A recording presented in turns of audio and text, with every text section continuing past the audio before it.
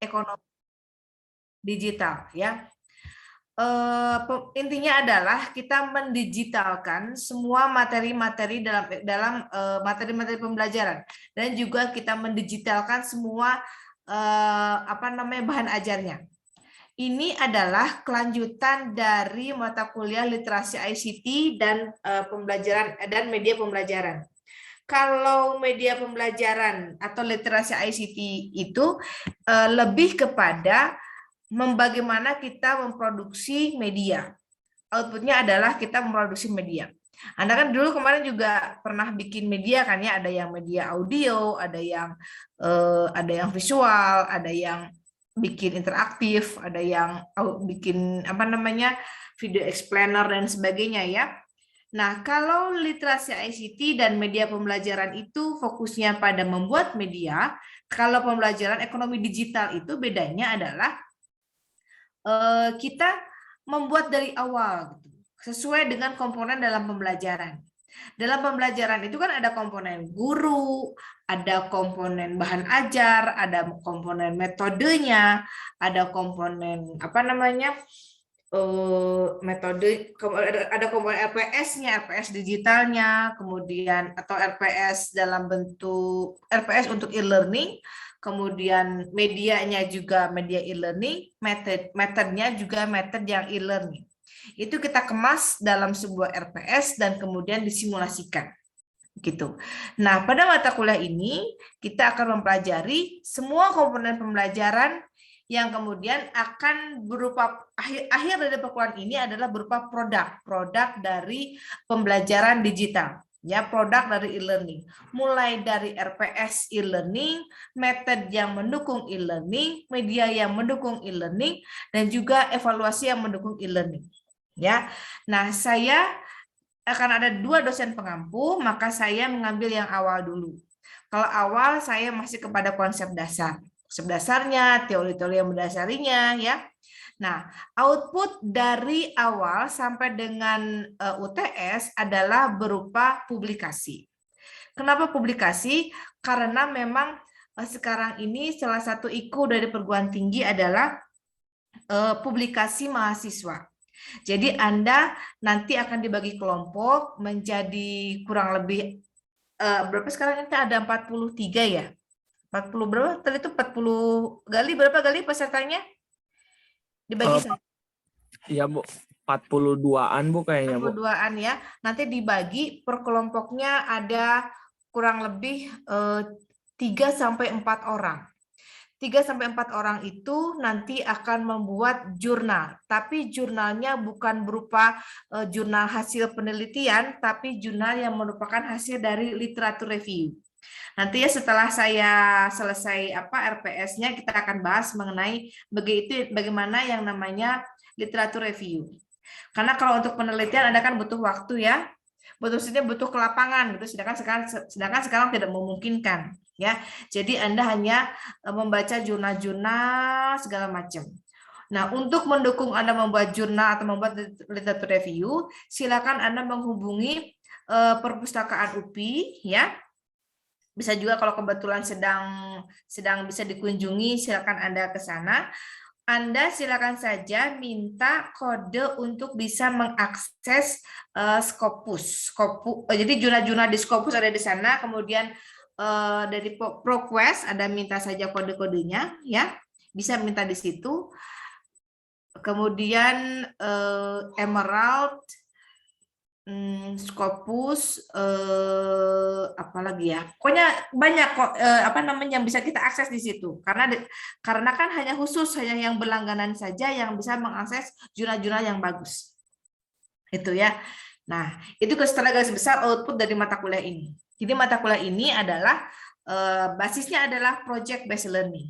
Project based learning, Anda membuat jurnal secara berkelompok sesuai dengan topik-topik yang ada pada RPS dan topik-topik yang berkaitan dengan e-learning.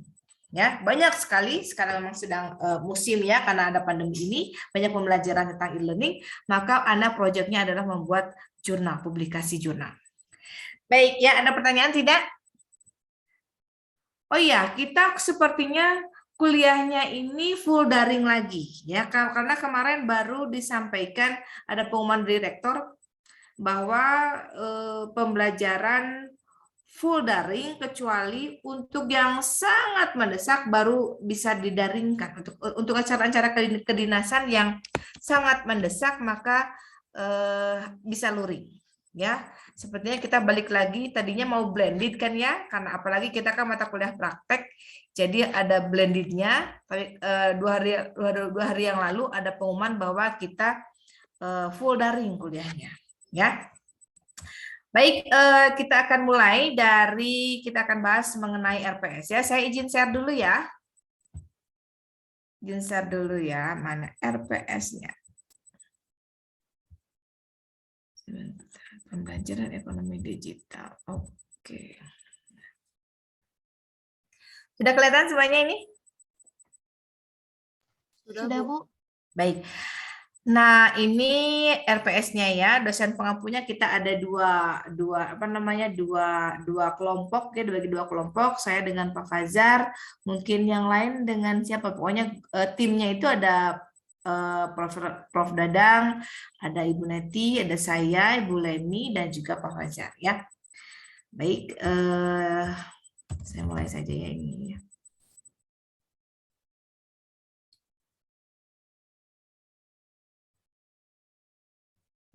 Ini mata kuliah wajib ya. Ini mata kuliah kristalisasi dari mata kuliah sebelumnya ya, karena Anda sudah semester 6 ya. Nah, semester 6, oke.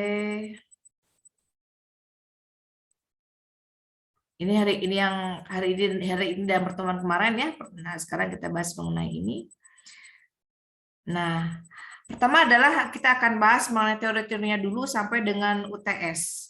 Dari UTS sampai ke UAS itu kepada praktik Anda membuat perangkat pembelajaran untuk e-learning ya.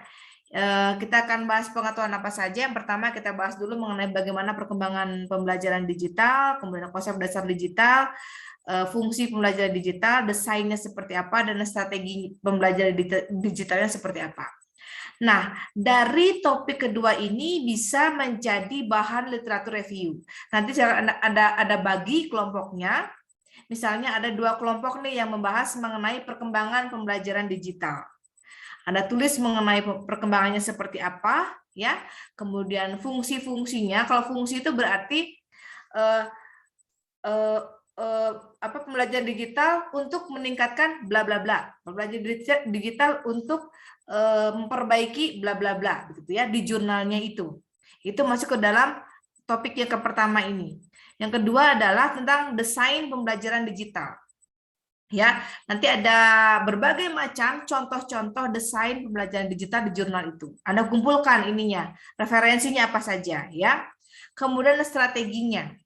Bagaimana sih agar misalnya terjadi student engagement, keterikatan peserta didik, partisipasi peserta didik, dan juga keaktifan peserta didik yang tinggi saat pembelajaran digital. Ya, itu bisa menjadi judul jurnal. Nah, kemudian selanjutnya adalah kita belajar masih tentang ini ya, tentang komputerisasi. Ya, kemudian bagaimana manajemen pembelajaran secara digital, khususnya pembelajaran ekonomi. Karena pembelajaran ekonomi ini atau setiap mata pelajaran memiliki kekhasan tertentu. Misalnya kalau pembelajaran ekonomi itu sangat khas dengan yang namanya analisis kurva. Ya. Nah, analisis kurva itu kita banyak menggunakan media-media yang yang praktis, yang berguna untuk mengganti peran guru atau mengurangi kesalahan yang dilakukan oleh guru ya. Kemudian yang seterusnya adalah mempelajari tentang internet dan pembelajaran digital ya. Itu pertemuan ketiganya. Kemudian ini kita bahas tentang internet ya.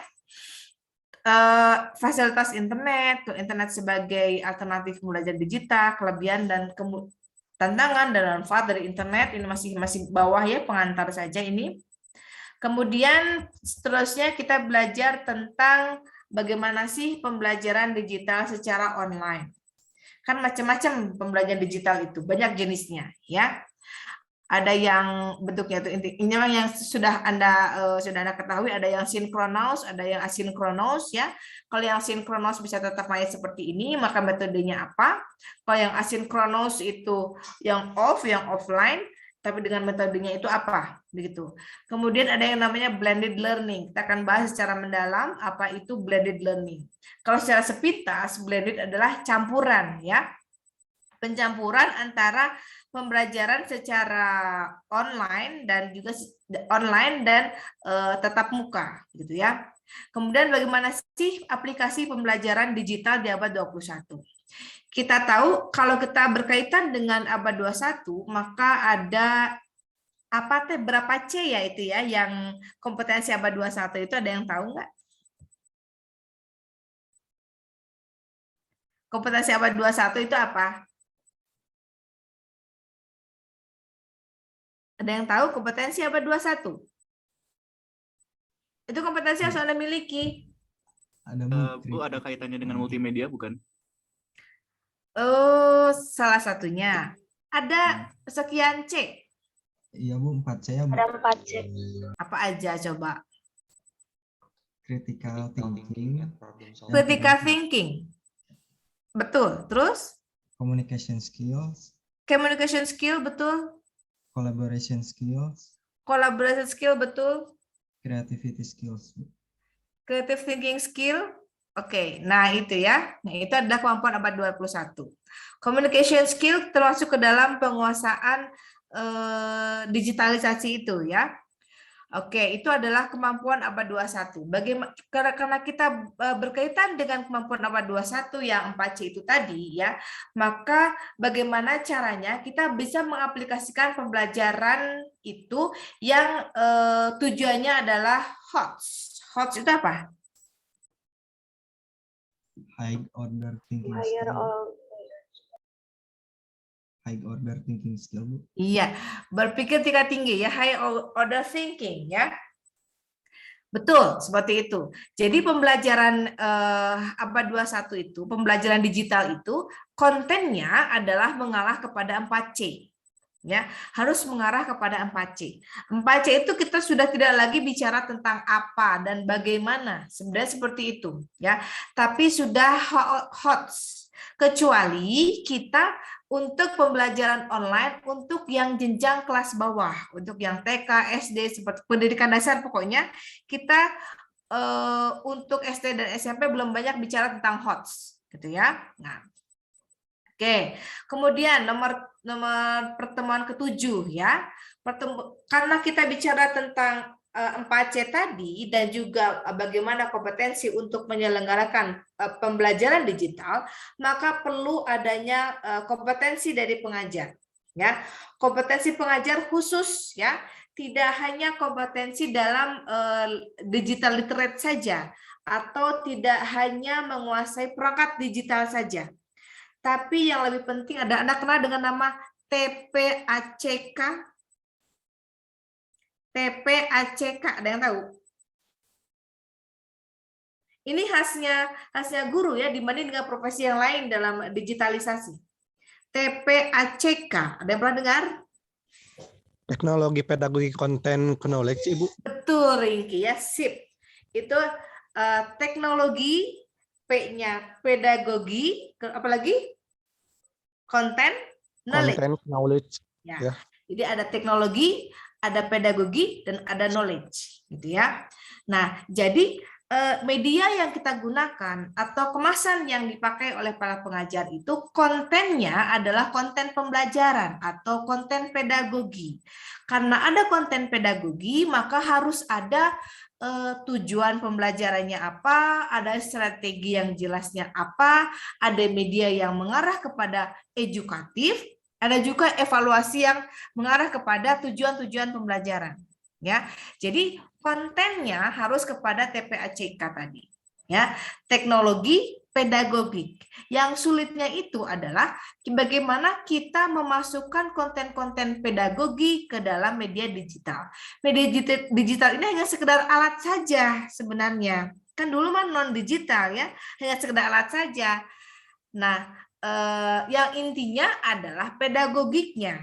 Bagaimana kita menyampaikan pembelajaran itu sesuai dengan, kalau kita bicara tentang pedagogi ya, bagaimana kita menyampaikan konten pembelajaran itu sesuai dengan karakteristik peserta didik, sesuai dengan psikologinya, sesuai dengan tujuan pembelajarannya. Kemudian evaluasinya harus sesuai dengan tujuan-tujuan pembelajaran, inline begitu ya. Nah, jadi begitu. Jadi perlu ada kompetensi pengajarnya. Baik itu kompetensi pedagoginya, kompetensi dalam teknologinya, dan juga memiliki pengetahuan. Gitu. Ya intinya itu kompetensinya itu mengarah ke situ gitu ya. Jadi Anda mungkin sering ya lihat tuh adik-adik Anda atau Anda sendiri lihat tuh kalau misalnya mereka bercerita tentang sejarah, ini caranya gitu ya. Kalau ekonomi begini loh medianya gitu ya. Memang hampir mirip dengan media mata kuliah ini, cuman kalau media hanya media saja, kalau pembelajaran digital itu semuanya dari RPS-nya, dari pemilihan metodenya, pemilihan medianya, pemilihan teknik evaluasinya, itu semuanya dirangkum dalam bentuk digital. Begitu ya. Baik, kemudian pertemuan ke-8 UTS deh gitu ya. Nah, UTS 8 UTS ya. Di UTS ini nah, 1 minggu setelah UTS sudah Anda mulai pertemuan pertama dengan Pak Fajar, Anda sudah submit ke jurnal ya. 3 jurnal boleh disubmit ke Jurnal Pendidikan Ekonomi JPEI ya. Kemudian yang lainnya boleh submit ke yang lain. Kalau misalnya sulit karena kebanyakan jurnal-jurnal itu hanya menerima hasil penelitian dan bukan hasil kajian. Kita kan hasil kajian ya, literatur review. Anda PJ boleh bilang, Bu, ini kayaknya kita sulit deh masuk ke jurnal-jurnal yang lain karena yang selain JPI, kalau JPI mah insya Allah ya bisa diperbaiki.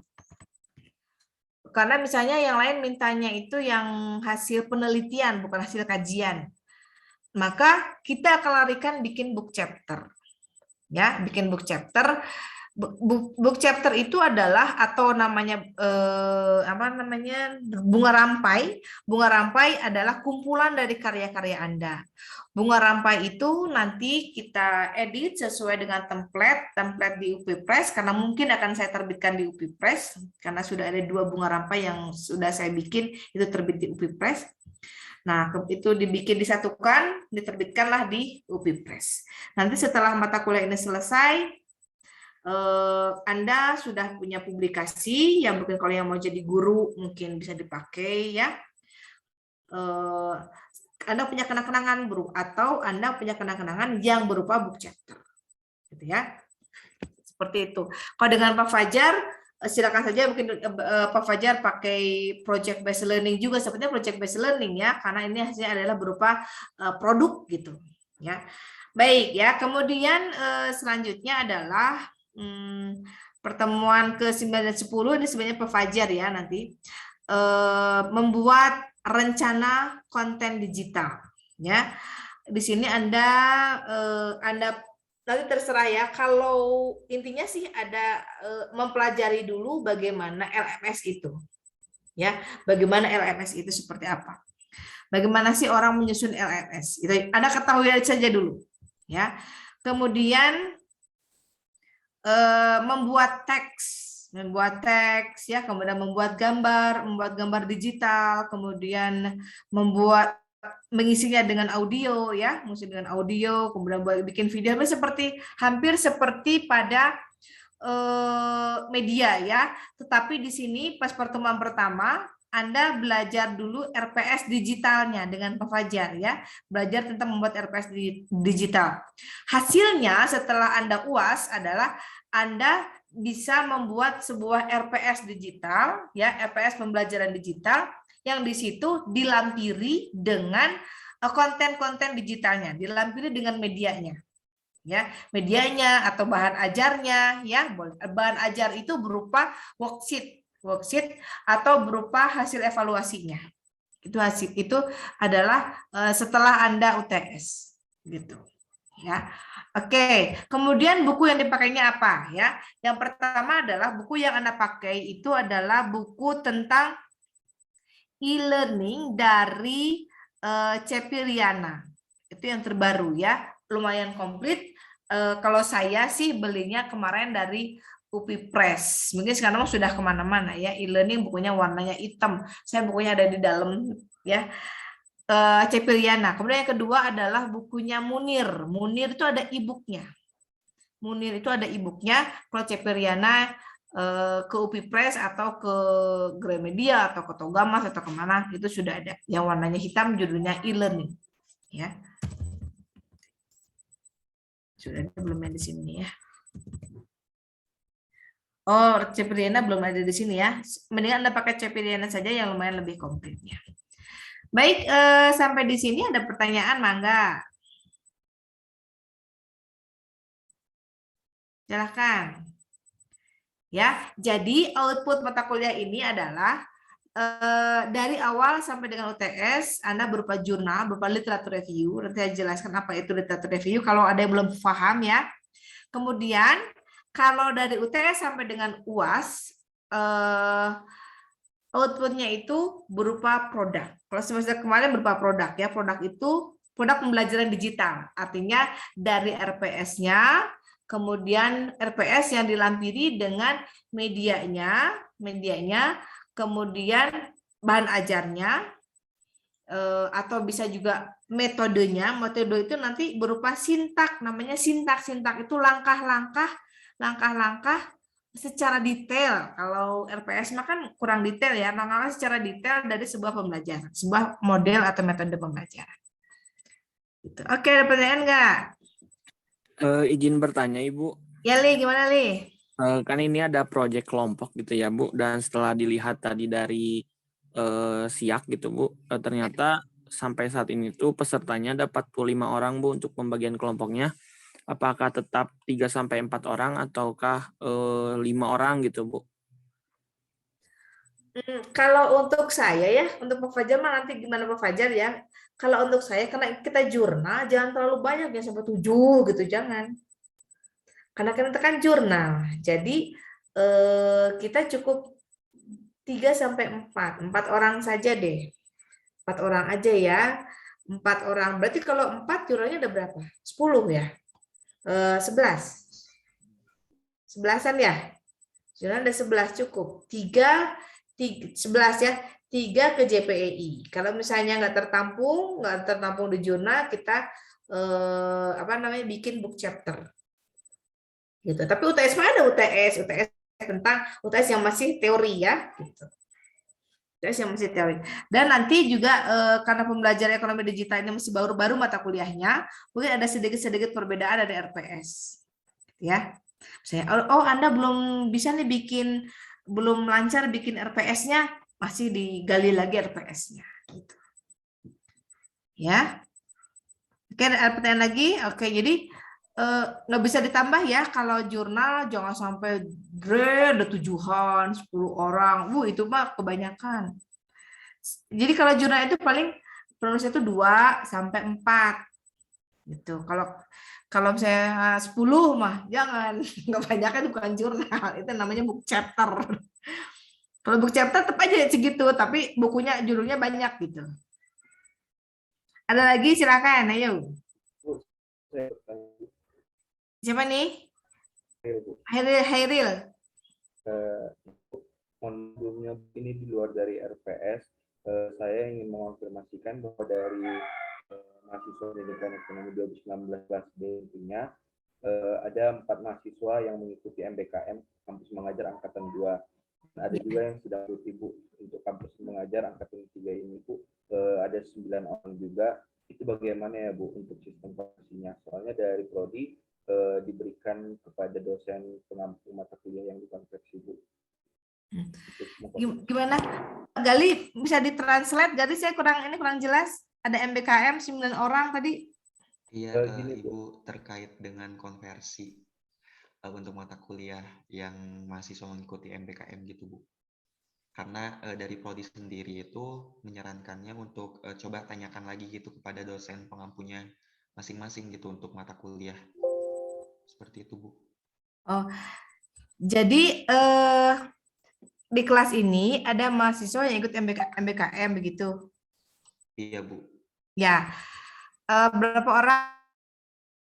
Untuk yang angkatan 3 sendiri itu ada 9 orang. Nah, untuk yang angkatan 2 ada berapa orang, Kai? Ada 4, Bu. Berapa? 10. Orang. 4. 4 ya. Jadi Iya, Bu. 9 sama 4, 13 orang ya. Iya, Bu. Ya. Jadi 13 orang yang ikut MBKM ya. 13 orang yang ikut MBKM, betul? Nah, jadi begini saja. Nanti kan Anda MBKM-nya program apa? Studi independen atau apa?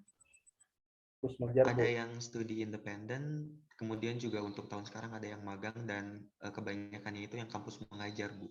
Oh iya, boleh saja. Nanti kan Anda akan ke lapangan di MBKM ya.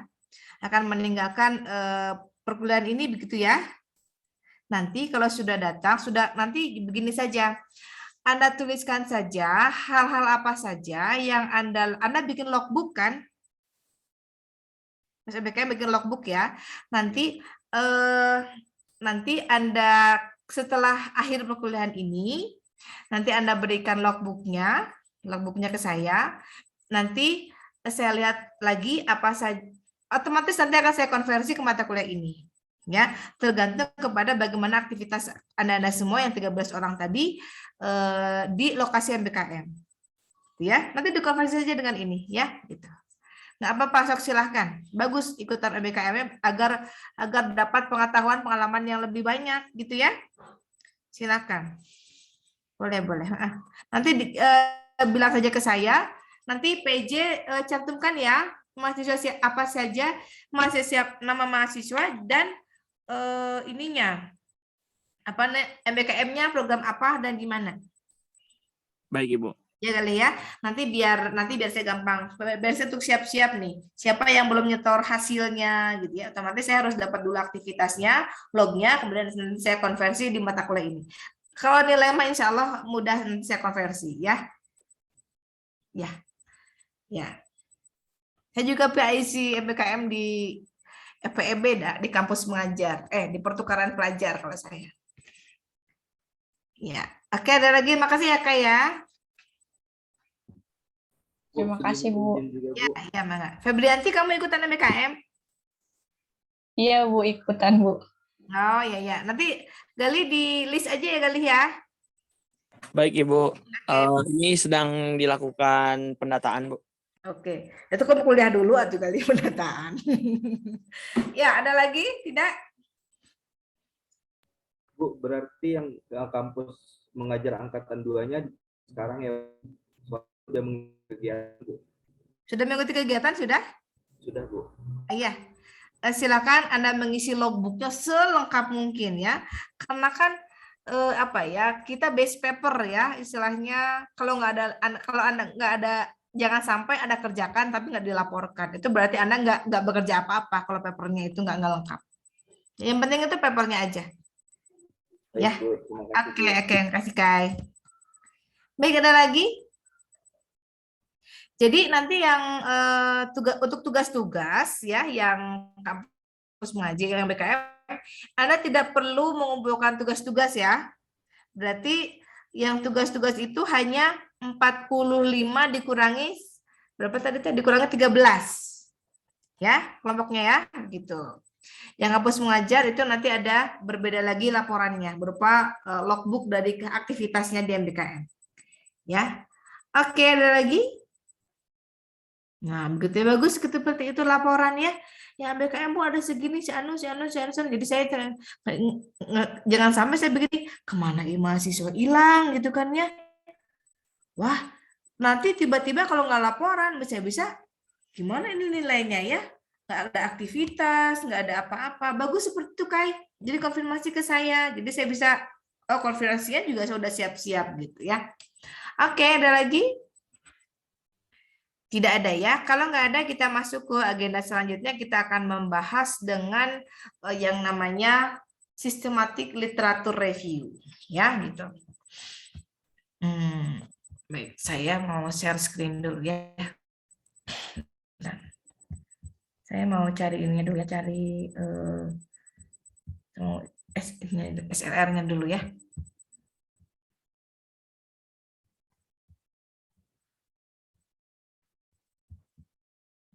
Pada ini saya udah kangen nih mahasiswa nih, mau ini apa namanya, kapan kita mau luring lagi ya? Kalau luring kan kita kayaknya seru di kelasnya itu ya. Tapi ternyata kemarin pengumuman kita full daring lagi, ya. Omikronnya tinggi. Udah akhirnya kita ini kan. Kita bahas tentang systematic literature review.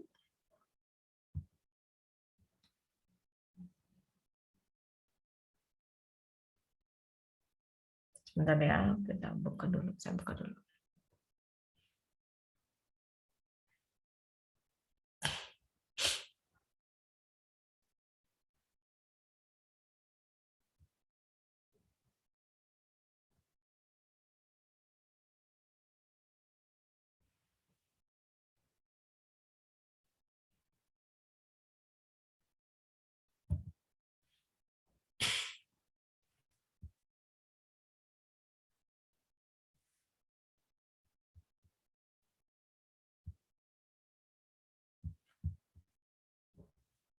Saya izin share dulu ya.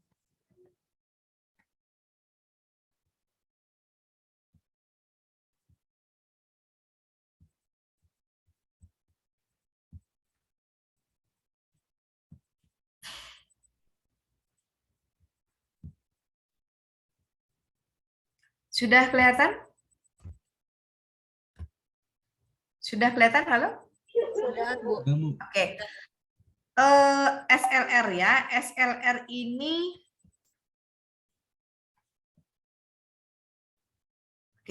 SLR ini biasa kalau di prodi kita itu karena kondisinya sedang pandemi ya, banyak digunakan di laporan-laporan skripsi.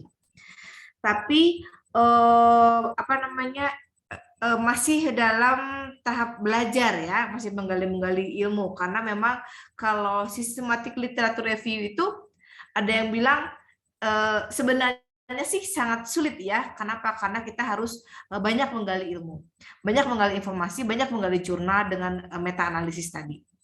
Nah, kita harus punya tools ya. Kalau kita mau bikin systematic literature review, kita mau buka-buka jurnal, kita dapat itu banyak jurnal, kita nggak bisa dong langsung buka satu-satu, buka baca. Itu kan pekerjaan yang sangat jenuh ya, seperti itu. Maka kita pakai tools untuk mencari jurnal, untuk mengelola referensi agar lebih sistematis dan memudahkan kita dalam bekerja. Ada yang tahu nggak? Kira-kira untuk nyari jurnal itu gimana ya? Coba, ada yang ini kan, ada yang tahu gimana sih cara mencari jurnal itu, pakai tools apa ya? Jali, kalau ada yang aktif, kamu catat Jali. Nanti kamu bikin bikin list mahasiswa. Nanti kamu contreng buat nilai-nilai tambahan. Ya, ya. Baik, Bu. Oke, ada yang tahu nggak? Kalau kita mau cari jurnal, ya, cari jurnal itu biar jurnal itu terkelola dengan baik dan kita dapat jurnal yang kita inginkan, harus seperti apa?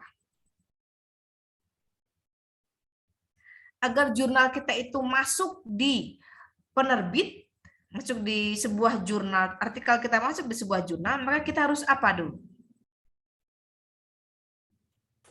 Bu izin menjawab. Gimana, Pak Sidik, Fadil? Ya, jadi gini, Bu.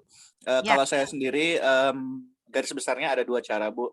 Pertama, kita mulai dulu dari Wikipedia. Memang sebenarnya Wikipedia itu tidak boleh direferensikan, cuman bisa dibilang Wikipedia itu agregator informasi. Tapi kan nanti di bawahnya itu ada referensi-referensinya, ada yang jurnal, ada yang kata kunci. Jadi minimal Wikipedia itu pengantar lah terhadap materi. Nanti kita bisa lanjut ke referensinya buat cari jurnal apa yang dia kutip. Selain itu, kalau kita udah tahu kata kunci juga, kita bisa langsung ke langkah kedua, yaitu di Google Scholar untuk saya, Bu. Kita Ya. tulis kata kuncinya, nanti dia Google Scholar juga mencari berbagai sumber-sumber jurnal.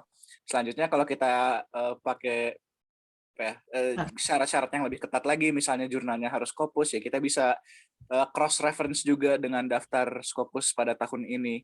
Gitu Bu kalau saya. Oke, bagus seperti itu ya. Pakai Wikipedia. Terus terang kalau saya jarang ya pakai Wikipedia. Ya, kalau seperti itu oke aja ya. Mangga silakan. Itu gimana terserah sendiri-sendiri ya. Nah, oke itu caranya. Kemudian next.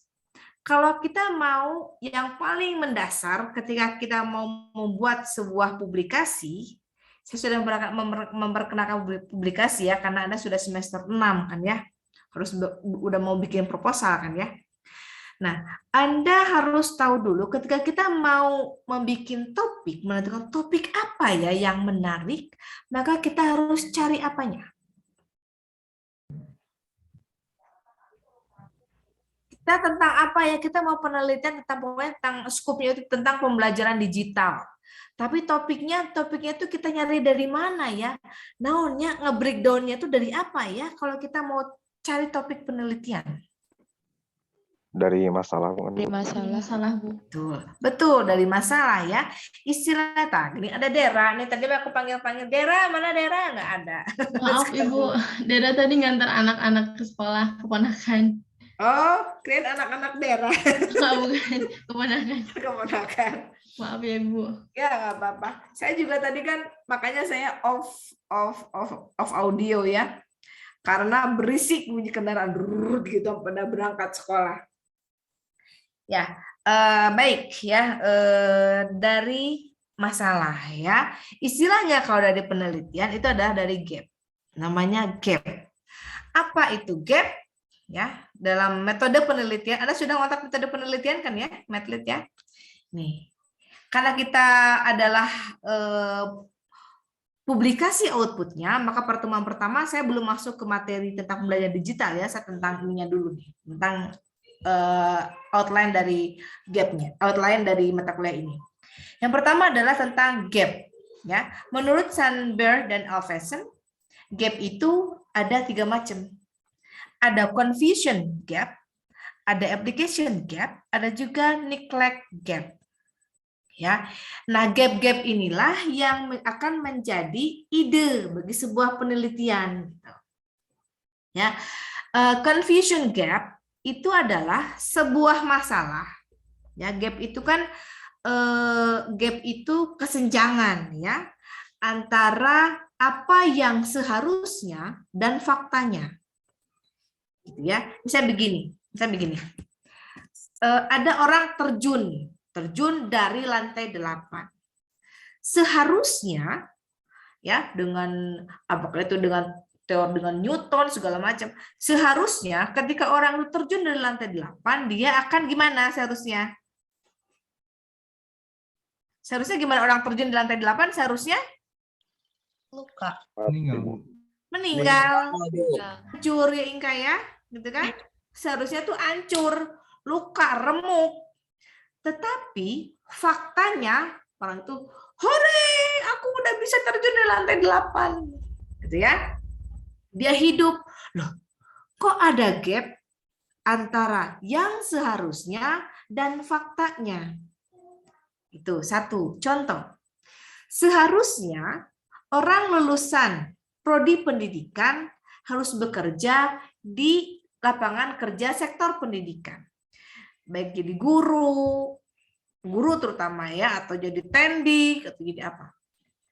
Tapi faktanya misalnya 70% lulusan UPI di prodi pendidikan bekerja di perbankan misalnya. Seperti itu.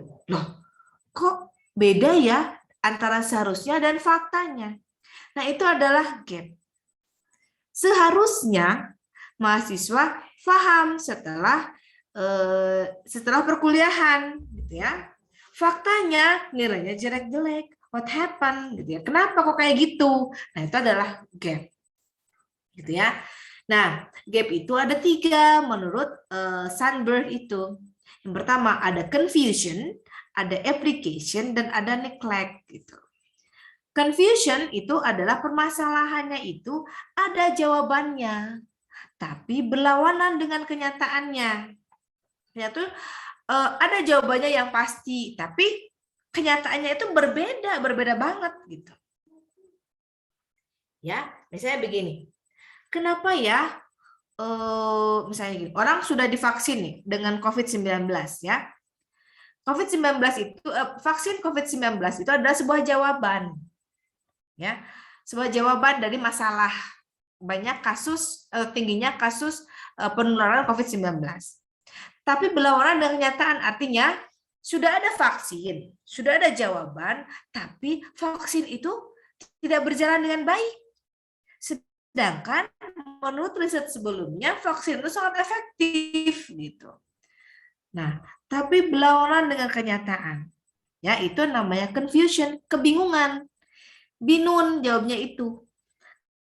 Kenapa? Karena ada jawaban, vaksinnya itu vaksin kan jawaban ya. Tapi vaksin diharapkan ada herd immunity, tapi kenyataannya nggak terjadi gitu. Itu namanya confusion gap, ya. Kemudian ada juga yang namanya application gap.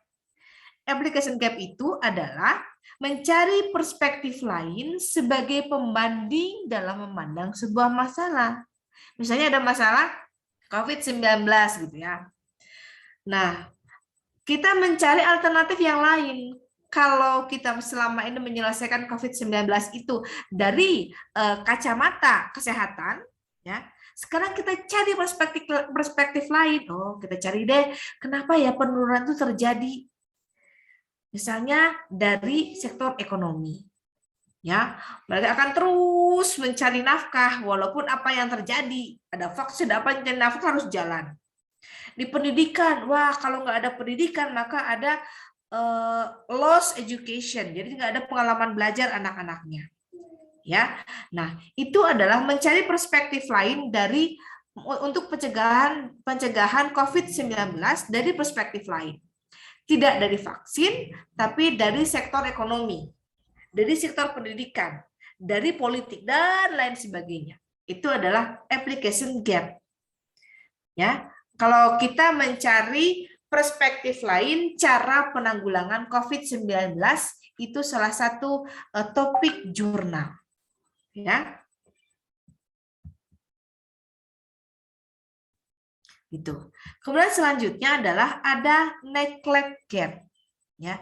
Neglect gap itu adalah jika topiknya itu masih belum terlalu banyak dibahas. Itu adalah celah buat kita untuk membuat sebuah riset gitu. Topik itu masih belum banyak dibahas. Ya, topik tidak dibahas itu berbagai macam alasannya. Bisa karena memang topik itu tidak menarik, topik itu sulit, atau topik itu terabaikan. Ya, bisa nih, bisa wilayah studi yang terabaikan atau sedang dalam pengembangan seperti e-learning ya, dalam pengembangan e-learning itu. Atau masih sedikit yang ditelitinya. Banyak alasannya ya, apakah itu ribet, sulit kan ya, atau tidak menarik gitu ya, maka dia akan sedikit diteliti. Nah, neglect gap ini yang paling mudah. Kalau ini application gap itu kita perlu sisi lain gitu ya. Tapi kalau yang neglect gap itu masih bisa dilakukan. Yang e-learning nih, makanya saya membidik Anda memberikan riset di sini sedang dalam pengembangan. Nah, ketika proses pengembangan penelitian, ketika kita mau mengembangkan sesuatu hal, maka kita harus lihat dulu ke belakang kan. Sebelum kita mengembangkan sesuatu itu kita harus lihat ke belakang. Contohnya, kita mau mengembangkan ya gampang-gampang aja ya. Kita mau mengembangkan resep donat misalnya. Kalau kita mau mengembangkan donat, maka kita harus lihat ke belakang. Selama ini donat-donat yang sudah ada teh donat naon? Donat apa coba? Dera pasti tahu deh. Apa coba? Donat, Ibu. Donat apa? Ada donat madu. Donat madu, donat isi, terus ada ya banyak sekali ada yang isi. Ada yang toppingnya itu pakai ada yang bahannya kentang, ada yang bahannya terigu, ada yang bahannya singkong, ada yang bahannya ubi, ada yang bahannya misalnya pakai jagung, pakai tapioka gitu. Tapioka nanti jadi cireng ya. Nah, kemudian toppingnya mau topping abon, topping apa. Nah, kita lihat dulu kan dari belakang dulu. Setelah kita lihat ke belakang, kita melihat kelemahan di belakang, maka kita ada positioning penelitiannya itu di mana. Kita kembangkan penelitiannya. Ya, penelitian tentang donat isi apa gitu ya. Nah, itu namanya under research yang sedang dalam pengembangan gitu. Ya. Nah, ada juga yang bilang begini, kalau Anda melihat ini ya lagi pada DBS atau lagi pada sidang skripsi, gap itu ada yang namanya theoretical gap, ada yang namanya empirical gap, ada yang namanya conflict gap. Ya, gap itu ada 3 di lain pengarang ya. Ada yang namanya theoretical gap, artinya adalah dari segi teorinya. Dari teori A begini, teori B begini, teori C begini. Nah, kita dari teori-teori itu karena kita berada di zaman yang sudah maju, kalau kita harus menguasai benar ya teori sebelumnya. Baru kita muncul, oh menurut saya bukan A, bukan B, bukan C, bukan D, tapi F. Nah, itulah Anda. Gitu. Itu kalau tapi asumsinya Anda harus menguasai teori baru Anda bikin celahnya gitu ya, menguasai teori dulu. Itu kalau namanya gap teori. Kalau yang namanya gap empirik itu adalah dari penelitian sebelumnya. Penelitian sebelumnya itu ada perdebatan gitu. Di perdebatan itu maka posisi Anda di mana gitu. Ya, Anda boleh di tengah, Anda boleh mendukung, Anda boleh menolak begitu. Posisi Anda di mana? Itu namanya empirical gap. Ya. Nah, nanti Anda literatur review itu Anda menentukan di literatur review itu Anda apakah theoretical gap ataukah empirical gap gitu. Anda boleh dari empirical gap, si A ngomong begini, si B ngomong begini, si C ngomong begini. Jadi kalau dari review itu Anda cuma mereview saja, menilai saja, menganalisis saja penelitian apa saja yang sudah dilakukan sebelumnya. Nah, penelitian Anda itu, hasil SLR Anda itu dipakai bagi peneliti selanjutnya sebagai referensi. Itu kalau bagus. Ya, nah, Anda mulai belajar dari sekarang. Gitu ya. Nah, ini hanya alat saja ya. Nah, sekarang kemudian Anda sudah menentukan topik nih ya. Saya mau topiknya misalnya efektivitas e-learning misalnya ya, efektivitas e-learning masa pandemi. Misalnya itu sebenarnya banyak banget penelitian kayak gitu. Efektivitas e-learning masa pandemi misalnya. Anda kumpulin tuh beratus-ratus jurnal. Pakai Wikipedia bisa, pakai kata kunci, pakai boolean misalnya, boolean itu pakai N, pakai OR, pakai tanda kutip 2 ya. Itu mencari kita mau cari tentang e-learning effectiveness misalnya. Anda pakai apostrof 2, kemudian Anda belajar tuh yang namanya Anda pakai thesaurus. Kalau effectiveness itu sinonimnya pakai apa gitu. Ya. Anda browsing tuh di jurnal, browsing di Google Scholar bisa, di googling biasa juga bisa. Yang paling bagus atau paling bermutu, Anda nanya ke UPI, Pak, ada tidak yang berlangganan ProQuest itu username passwordnya apa? Nanti dikasih. Atau Anda mau yang khusus Scopus yang berlangganan ada situ. Ya, nah di UPI ada yang Emerald itu yang berbayar kan harusnya berbayar jurnalnya itu, tapi karena sudah berlangganan Anda bisa mengakses. Gitu. Nah, udah Anda dapat jurnal banyak-banyak tuh, Anda mau SLR ya, udah Anda dapat banyak jurnal, kemudian Anda harus mengolah, karena misalnya Anda dapat 100 jurnal misalnya, kan bisa aja tuh 2 hari. Sehari 30 kan cuma ngedownload doang kan download gitu ya. Nah, Anda dapat jurnal yang banyak, kemudian Anda akan mengelolanya itu dengan tools yang namanya Mendeley. Saya suka pakai Mendeley. Anda pernah pakai Mendeley kan ya? Buat daftar pustaka minimal ya. Ya, Mendeley. Mendeley itu nanti Anda akan tampil ketika Anda sudah ekspor to import ya. Anda sudah masukkan ke Mendeley artikelnya itu dalam sebuah folder di Mendeley. Kemudian ada judul-judul kan ya.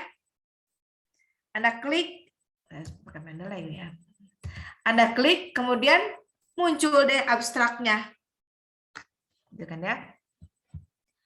Coba saya buka Mendeley dulu ya. Itu bisa Anda pakai Mendeley, tapi Mendeley itu hanya kulitnya saja kalau dalam metode review itu. Jadi kalau Mendeley itu cuma hanya abstraknya saja. Biasanya di abstrak tidak dicantumkan teori apa yang dipakai. Karena abstrak itu nggak ada teorinya. Abstrak itu cuma latar belakang, tujuan, metode, hasil. Teori itu jarang ada di Mendeley. Anda sudah pernah pakai Mendeley? Anda sudah punya file yang simpan di Mendeley belum? Saya hanya contoh saja pakai Mendeley. Sudah, Bu. Sudah? Oke. Nanti kalau misalnya saya nggak bisa di-share-kan, nanti buka aja ya. Bentar ya, saya buka Mendeley. Ini Anda untuk mengelola artikel. Saya buka dulu Mendeley-nya ya.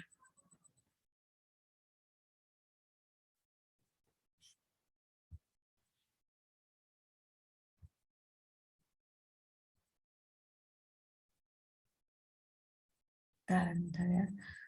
Oke, ini sudah ada Mendeley-nya.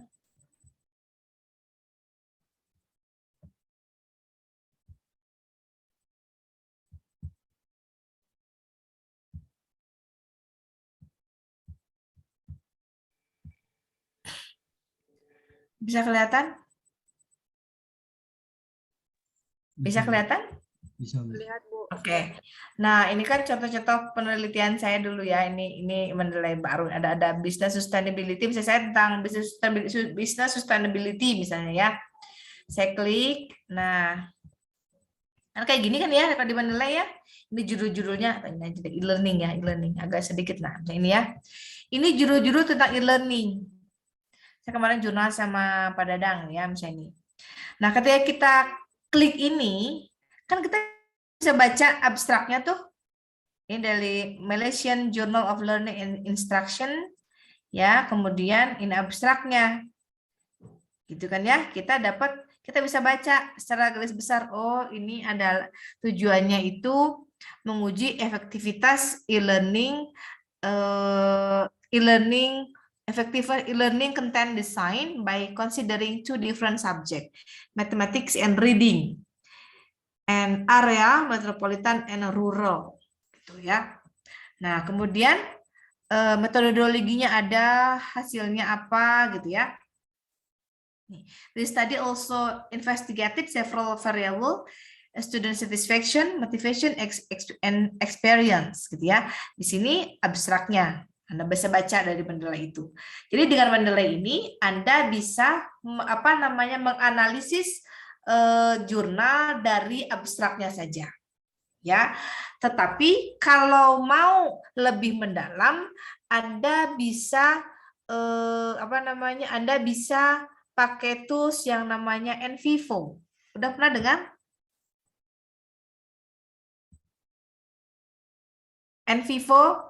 NVivo 12 Plus. Nanti Anda browsing deh. NVivo 12 Plus itu Anda gunakan untuk referensi ya, referensi ini. Kesini lagi ya. Nah, itu tadi Mendeley ya. Nah, kemudian selain kalau NVivo dan Mendeley itu tulisan.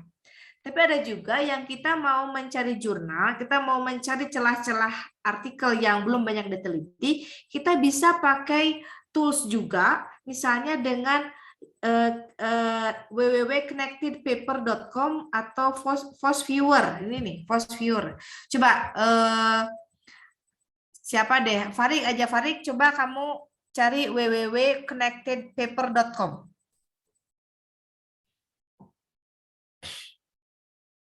Coba di share screen. Kamu bisa share screen nggak? Ya Bu, sebentar Bu.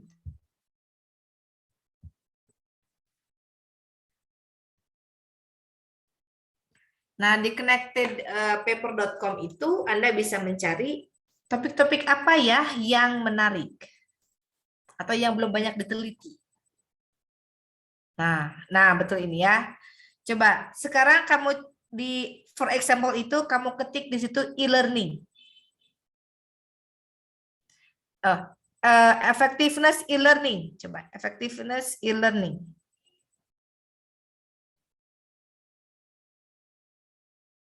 Double S. Nah, build Grab.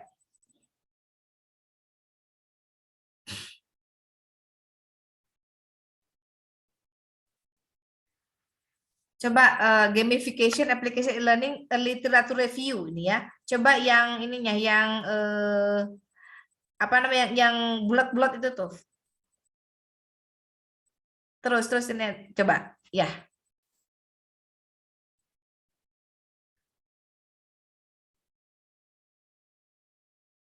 Bentar ya.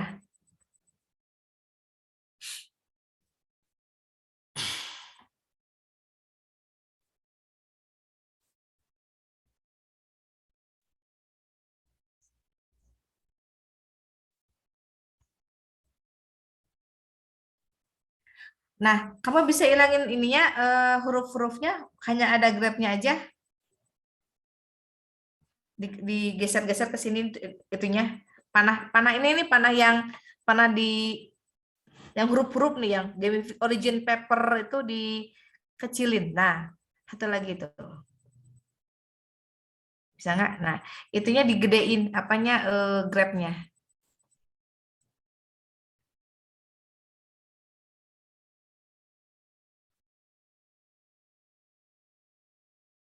Oke, nah jadi kalau connected paper itu beda, ada connected paper, ada force viewer ya. Kalau connected paper yang muncul itu namanya, nama pengarang-pengarangnya. Kemudian kalau yang connected, kalau yang apa namanya force viewer yang muncul itu adalah topiknya. Misalnya begini, di sini ada dot ya.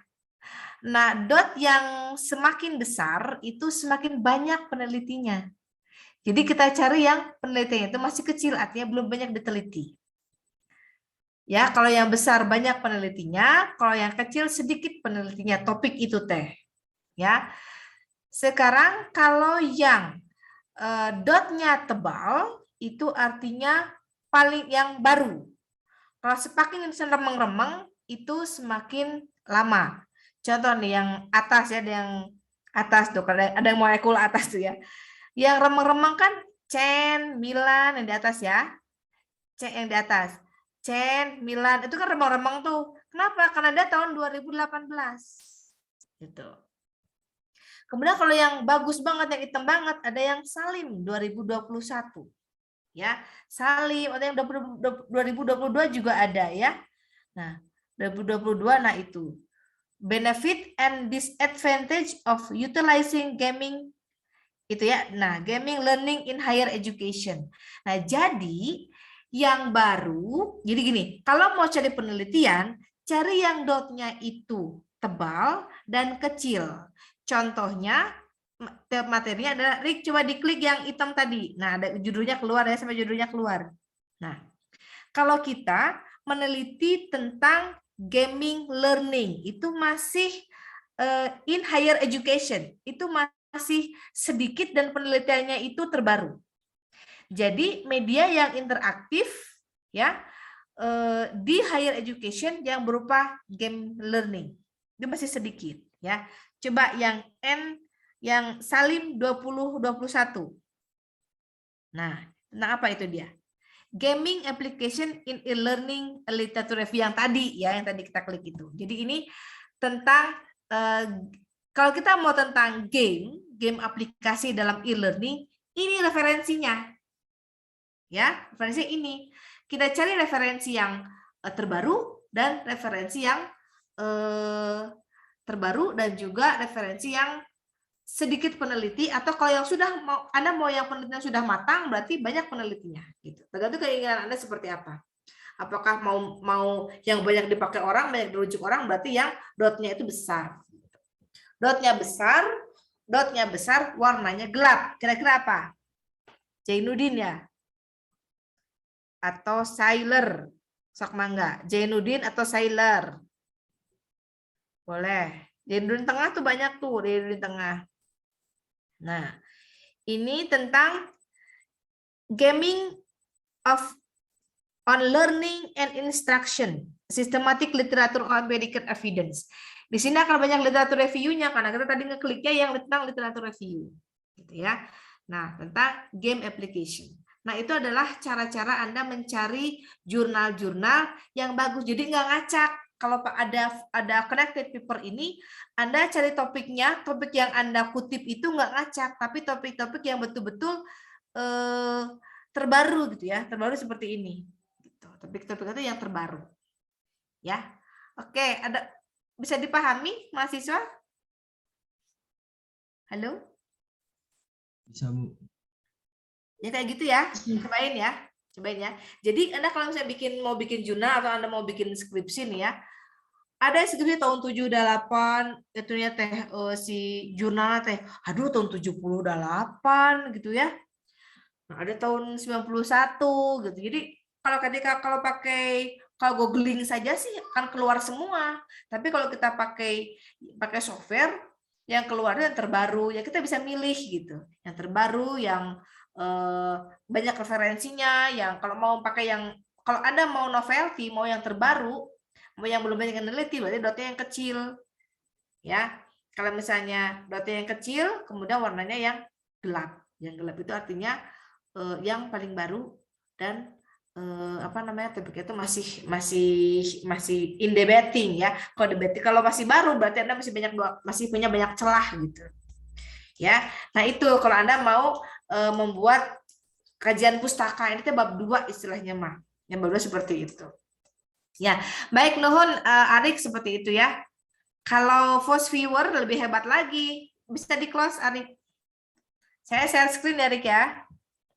Iya, Bu. So, udah bisa nih. Nah, itu contohnya di connected paper ya. Nah,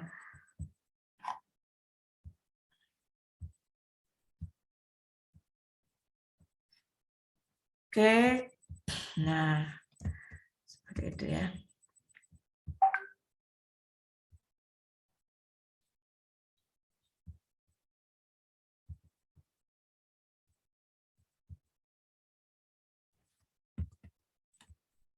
Nah, ini sudah ya ini tadi ya.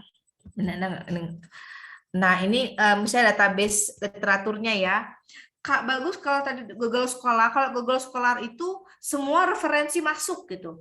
Mau yang disertasi, skripsi yang belum publish pun, kalau di Google Scholar itu bisa ketangkap sama Google Scholar. Jadi kalau kita mau referensi yang bermutu, pakai yang ini, Dimension, PubMed, Scopus, WOS, ya seperti itu. Kalau Google Scholar itu banyak, tetapi segalanya masuk, ya begitu. Kemudian ini kalau kita kalau kita misalnya memakai boolean ya, memakai simbol-simbol untuk sebagai keywordnya, bisa kan kalau kita bilang ini karakter building tanpa ada titik 2 seperti ini, nantinya itu misalnya student karakter bla bla bla bla. Kan kita mau topik itu pengen karakter building biar nggak misah, maka pakai tanda kutip ini. Atau misalnya gini, kalau karakter building itu artinya apa ya? Maksudnya kemana ya? Kita cari thesaurusnya, suka ada tuh di web thesaurus tuh. Building itu sinonimnya itu thesaurusnya itu dengan education gitu, misalnya ya. Nah, begitu. Nah ya, ini kalau Scopus itu akses ke Scopus Anda punya login dulu ya. Ada ininya, ada username dan passwordnya. Ini kalau Anda nyari di ini, bentar ya. Dimension sekarang banyak jurnal yang ke Dimension ya. Ini di POP nanti. Ini kalau Mendeley ini yang tadi ya, yang Mendeley ya. Kalau ini di Force Viewer, nah, namun Force Viewer mah hasilnya gini nih, bentar ya. Hampir sama dengan Connected Paper. Nah, ini nih. Kalau Force Viewer itu dia lebih detail gitu, tapi kita berbayar Force Viewer itu. Warnanya bisa tampak kelihatan nih? Bisa kelihatan? Kelihatan, Bu. Ya. Nah, kalau Force Viewer itu seperti ini. Nah, yang tampaknya itu langsung ke judulnya, langsung ke topiknya. Dan disebutkan berapa ininya, berapa occurrence-nya, berapa pengarangnya ada berapa gitu ya.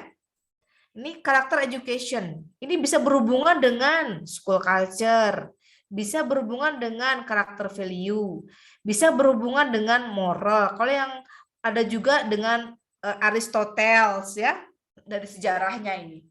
Kemudian kalau kita bicara tentang karakter education, ini kan istilahnya kacamata ya, atau perspektif gitu ya. Bisa karakter education itu dihubungkan dengan early childhood education, dengan strategi, dengan local wisdom, dengan citizenship education, dengan HRD. Karakter education itu hubungannya itu ke sini. Itu. Kalau karakter aja bisa ke education, bisa ke model. Model itu bisa untuk buat ABG ya, dengan kurikulum, dengan teaching, dengan knowledge, dengan learning, dengan student, dengan active learning, dengan social behavior. Hubungannya itu kemana-mana, jadi seperti ini. Kalau Force Viewer, ini Force Viewer ya, Anda akan tampilnya tuh lebih enak gitu ya ngelihatnya. Sama seperti tadi, kalau semakin gede dotnya, artinya banyak menelitinya. Semakin tebal warnanya, dia semakin baru topiknya. Gitu ya. Nah, itu juga sama seperti itu. Sampai-sampai kalau Fast Viewer itu ditentukan berapa ya ininya, berapa ya orangnya, berapa penulisnya. Dan penulis itu bisa diklik bread langsung keluar ya, siapa aja penulisnya itu gitu. Nah, bisa juga bentuknya seperti ini kalau Force Viewer. Nah, gitu ya. Nah, saya tadi mana sih? Nah, begitu itu yang namanya pencarian dengan Mendeley dan Force Viewer. Nah, kemudian yang penting dari sebuah literatur review itu adalah nanti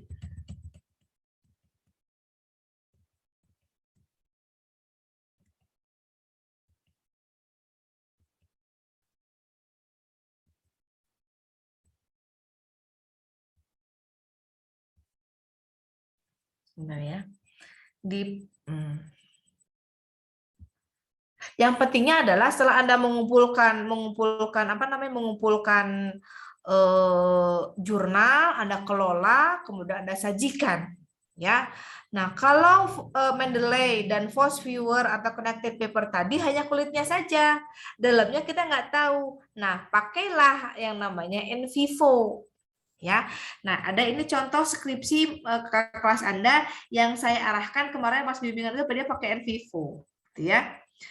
Ininya itu apa namanya skripsinya itu karena dia membandingkan efektivitas, dia itu pakai SLR tapi dia itu membandingkan efektivitas apa namanya metode A dengan metode B gitu. Ini ya. Saya cari dulu ya sebentar.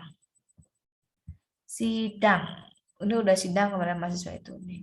Pekerjaan harian.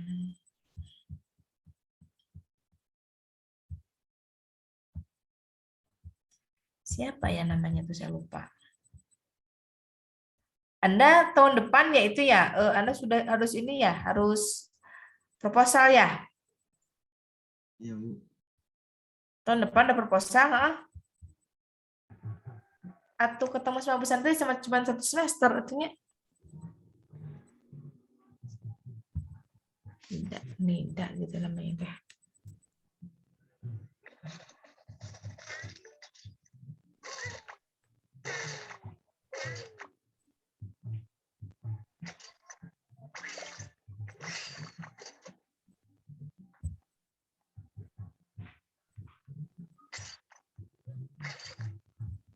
Ini ada ini ya. Yang kepunyaan Nida nih, Nida Nur Hasanah.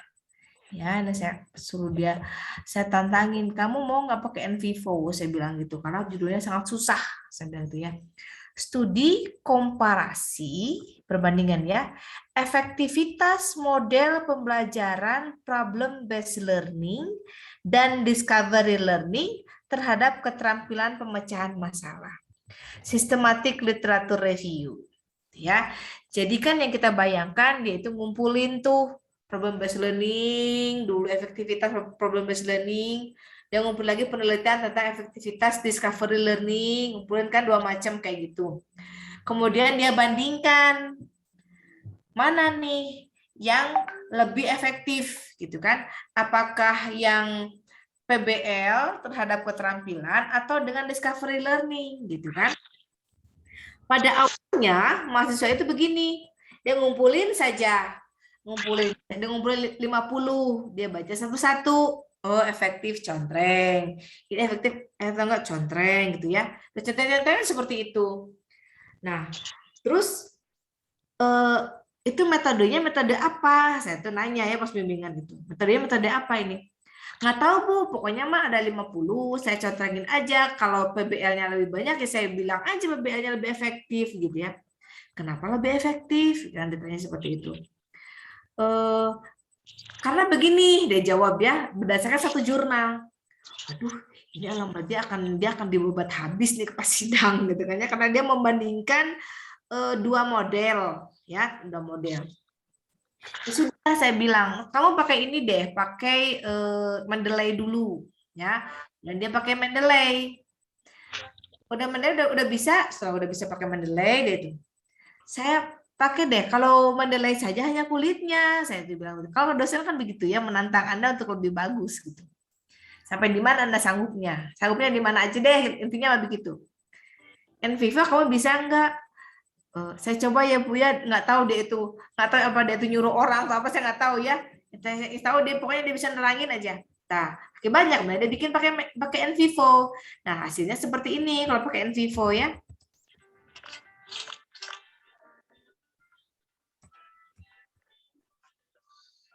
Nah ini ya.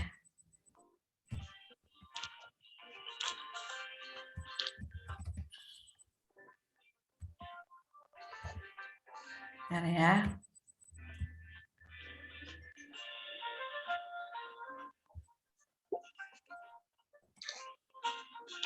Anda bilang gini nih, ada kan gini ya, kesimpulan itu.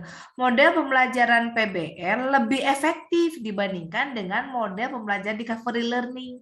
Bahasa ini tuh dari mana? Pakai metode apa kamu pakai? Ayah dia pakai ini nih. Ini alhamdulillah sekali nih, dia bisa juga nih. Q1, Q2, Q3, Q4. Pokoknya yang Scopus, saya bilang yang Scopus. Itu kan nantangin, saya tuh nantangin dia bisa enggak? Ternyata dia itu bisa, dia itu bisa. Namanya confidence ya. Dengan metode itu confidence dengan NVivo 12+. Saya juga sering dia pakai 12+. Kemudian yang ketiga tuh alasannya apa? Saya bilang gitu ya. Akhirnya dia bikin deh, ntar ya. Akhirnya dia bisa itu.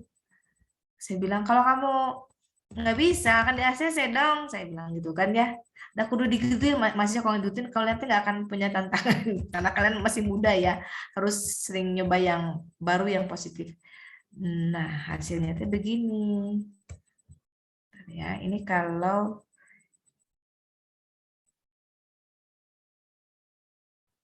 bab 2 ya, masih bab 2 kan.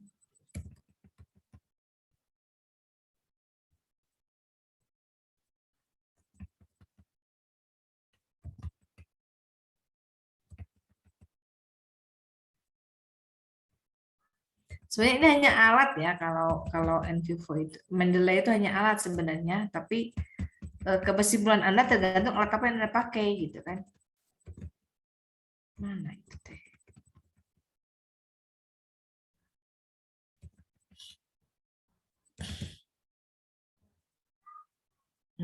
Nah,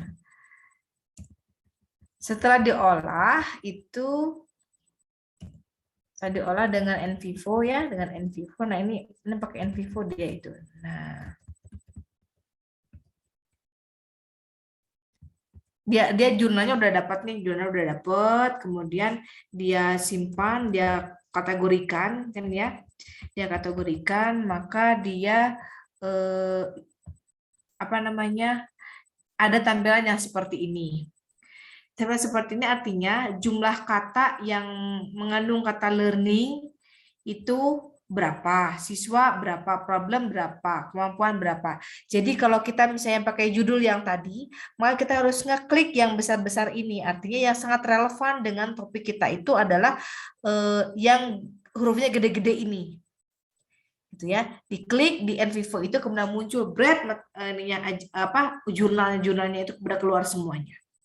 Dan Anda ketika menggunakan NVivo, Anda itu ingat metodenya apa aja ya, teorinya apa aja ya, kemudian latar belakangnya apa aja ya, populasinya apa aja ya, gitu ya, tempatnya di mana aja ya, itu bisa di kotak di apa namanya, bisa di ini kan bisa dirangkum dengan menggunakan NVivo, gitu ya.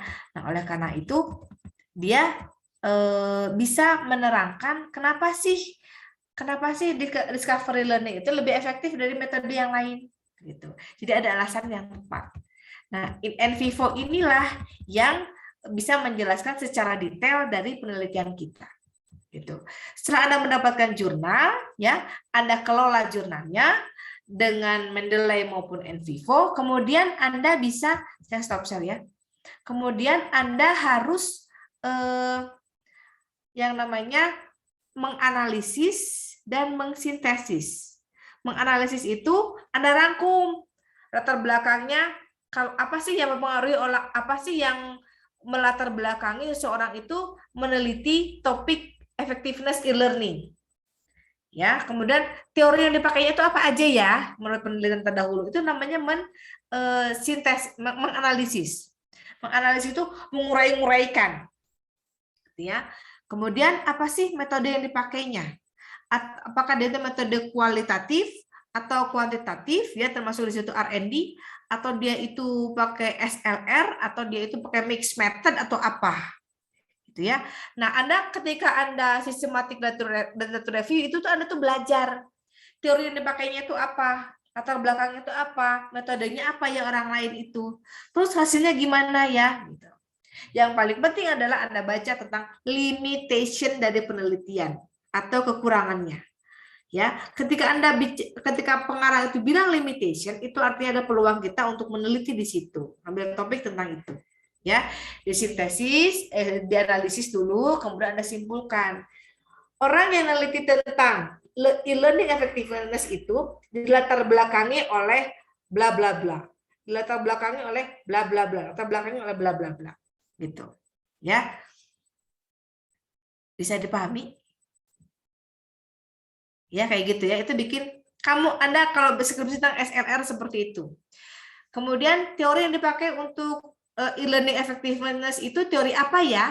Ada kumpulannya, teori A, B, C, D ada di NVivo itu. Anda tinggal nyalin. Jadi Anda nggak perlu buka satu-satu lagi. Itu mah atuh Anda nanti asma gitu ya. Kenapa? Karena lihat kalau di NVivo itu udah digawang-gawang. Udah digawang-gawang gitu, udah ditek tek tek tek gitu. Kemudian dia bisa apa namanya, bisa pokoknya lebih teratur kalau dengan NVivo itu. Kemudian metodenya aja, teorinya hasilnya apa aja, ya referensi yang dipakainya apa aja gitu. Itu bisa termanage dengan baik. Coba Anda NVivo 12 plus itu kayaknya nggak tahu yang berbayar atau enggak, saya nggak tahu ya. Mungkin kalau mahasiswa bisa kalian nyari yang nggak berbayar, nyari yang gratisan, kayaknya mahasiswa bisa gitu. Kemarin soalnya saya kemarin saya kemarin beli dan itu cuma satu komputer saja gitu. Nggak bisa kalau komputer saya bisa ulang aja, hilang aja, atau saya share otomatis kan nggak bisa, biasa seperti itu ya. Oke, mahasiswa ada pertanyaan? itu per kelompok. Literatur review miniatur Anda bikin SLR sebagai latihan ketika Anda nanti bikin skripsi. Atau kalau mau diperpanjang, mau Anda tertarik, diperdalam lagi dalam bentuk skripsi, mangga. Silahkan. Ya, itu outputnya. Panjang juga ya, sudah udah mau jam 9. Ya, itu outputnya. Itu. Jadi mulai sekarang Anda mulai belajar tentang tools ya. Ya. Anda jelas ya kalau tools statistik ya dari SPSS, Tata, kemudian pakai SEM, manajemen pakai SEM ya. Terus Tata SEM, PLS gitu ya. Disrel gitu-gitu. Kenapa? Evius. Nah, benar Evius. Ya, Pak Yana tuh ngarang buku Evius. Saya Pak Yana sekarang lagi S3 jadi nggak muncul-muncul lagi. Ya. Nah, Evius. Ya itu. Kemudian itu kan pengolahan ya. Kalau misalnya tools yang saya sampaikan tadi ada Mendeley, pertama ada Zotero, ada Mendeley, ada EndNote ya. Kalau Zotero nggak praktis. Saya udah nyobain juga Zotero dulu awal-awal Zotero. Nggak praktis. Kalau Mendeley udah mah praktis, gratis. Tidak praktis dan gratis. Kalau EndNote bayar gitu ya. Padahal fungsinya sama kayak Mendeley gitu, tapi dia tuh bayar. Ya kan saya pengennya gratis juga gitu kan. Dan ringan Mendeley itu. Pakailah Mendeley lumayan gitu kan ya. Anda mulai Fast Viewer seperti apa ya, Fast Viewer software-nya seperti apa. Ya, zaman digital ini banyak sih alat-alat bantu seperti itu.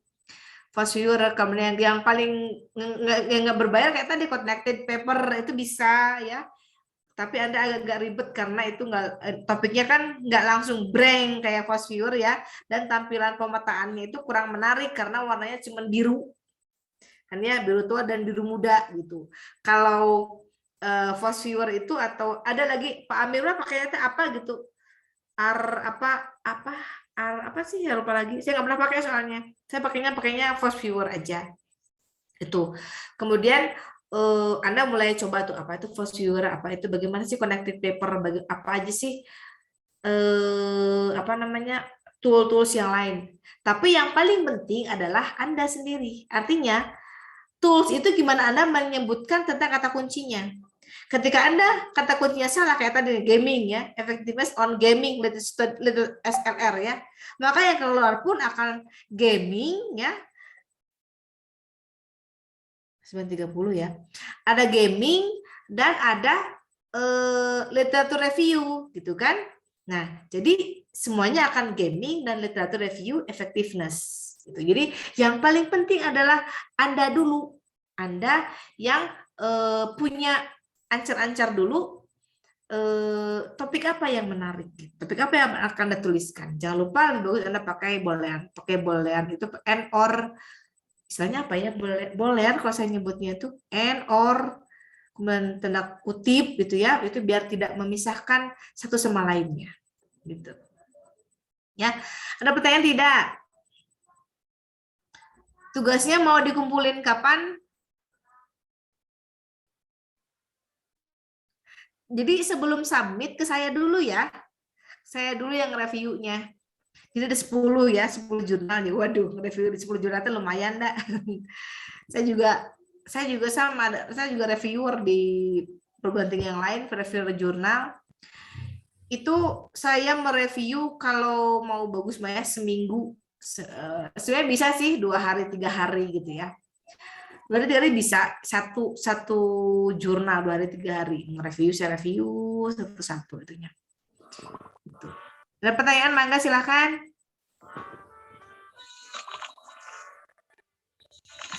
Saya upacara. Ada lagi? Tidak ada ya? Oke, jadi kita ketemu lagi minggu depan ya, minggu depan. Jadi untuk hari ini sudah ada kelompoknya ya.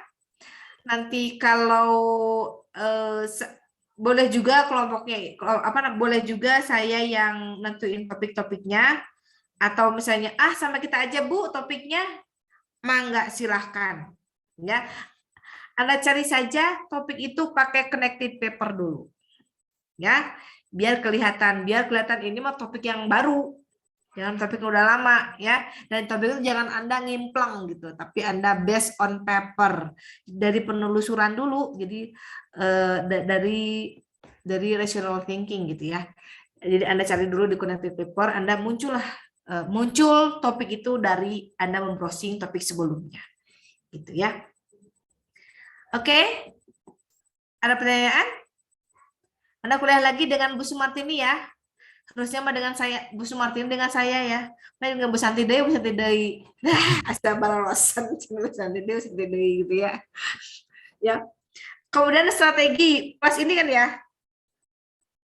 Strategi enggak, Bu. Udah. Oh, bukan dengan saya. Perencanaan Ibu. Oh, perencanaan saya dengan Bu Ibu Sumartini. Sumartini. Ya. Nah, tapi kan yang masuk Bu Sumartini kan ya? Ya. Ya, yang dengan saya dengan saya lagi. Santi Dewi. Gitu kan. Ada yang mata kuliah strategi. Kelas mana tuh? Siapa ya? Kelas apa? Isna gitu ya. Isna siapa namanya teh? Oh, beda angkatan kali ya? Ya, angkatan 2020 kayaknya. Oh ya. Ya, oke. Saya juga kemarin ada strategi, takutnya kelas ini juga. Baik, kalau tidak ada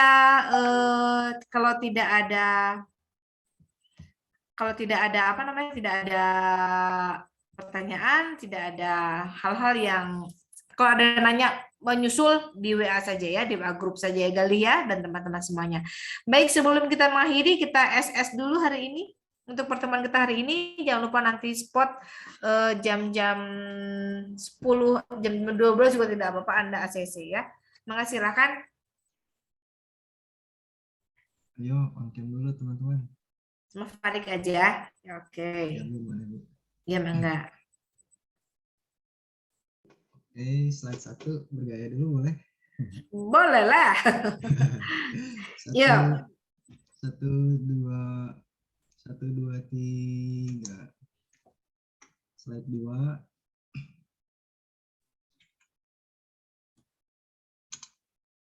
Slide 2 bergaya boleh. Yang belum on cam boleh on cam. 1, 2,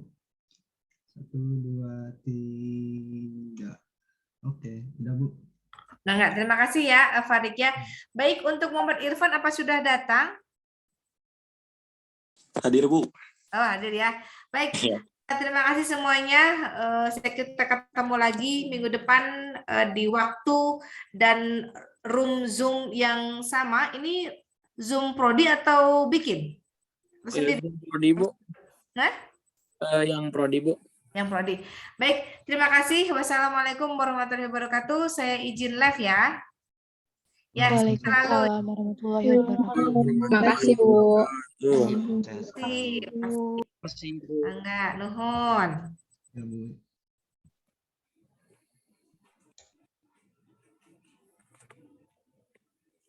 Jamal masih ada? Masih. Kan itu yang MBKM ada yang Kampus Merdeka ada 13 orang ya.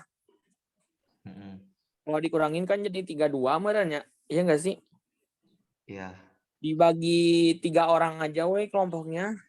Siap. Ada Bantuan 2 kelompok 4 berarti ya. Kan kata Ibu 3-4 karena ya kalau misalnya dikurangin kan jadi apa namanya tuh? Jadi berkurang kan ya. Sedangkan kan si Ibu outputnya tuh pengen agak banyak juga gitu kelihatannya gitu ya. Jadi dibagi 3 aja weh gitu per kelompoknya. Kalau misalkan ada salah satu kelompok 4 orang gitu nggak apa-apa gitu. Itu aja sih jangan bantuin helanya. Iya. Jadi baginya sama kurang aja. Sama Jams. Ini weh Jams pakai absen 1 2 3 terus balik lagi ke itu aja gitu aja mendingan. Oke. Iya nggak sih? Siap. Yuk teman-teman semangat. Dadah. Siap. Diatur-atur yang mau. Asli iya mah niat proyekan tapi waduitan Mana galingit aya can. Asli sih eta mun ieu tugasnya mun di Jokian ieu gope sih ya boy. Buru geus aya nu akuntansi can gali. Orang semasa kuliah joki aja kemana ya? Orang bakal jadi mikir deh, ini makin main dole terus scope